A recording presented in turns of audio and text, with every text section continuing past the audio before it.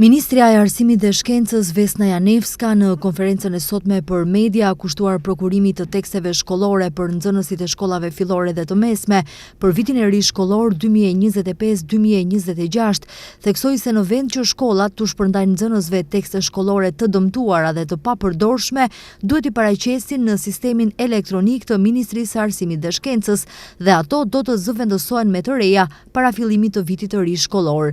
Janevska tha se janë siguruar mjete buxhetore dhe nuk ka nevojë që t'i zhgënjejmë as nxënësit dhe as prindërit e tyre, të cilët me të drejtë reagojnë në ministri se fëmijët po marrin tekste shkollore pa kopertina dhe faqe të grisura. Секој училиште според закон треба да формира комисија која ќе ги провери учебниците. Kjo sfidë nuk duhet të ekzistojë fare. Çdo shkollë ka komision për tekste shkollore që mund të vlerësojë lehtësisht nëse një tekst shkollor mund të përdoret apo nuk mund të përdoret. Dhe ai tekst që nuk është për përdorim nuk duhet të kthehet në fondin e bibliotekës dhe pastaj t'i dorëzohen dikujt. Duhet të njoftohet shërbimi pedagogjik pranë ministrisë dhe të plotësohet tirazhi i nevojshëm.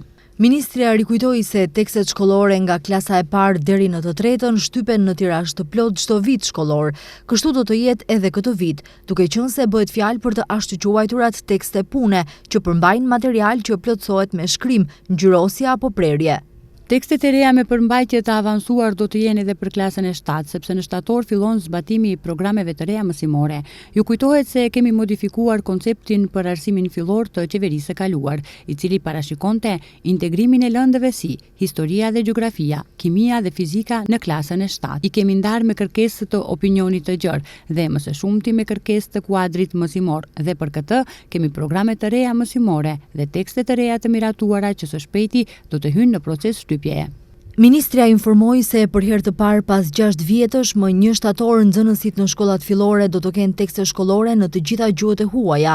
Tekstet shkollore të reja për disa lëndë do të jenë të disponueshme edhe në gjimnaz, edhe në arsimin e mesëm profesional.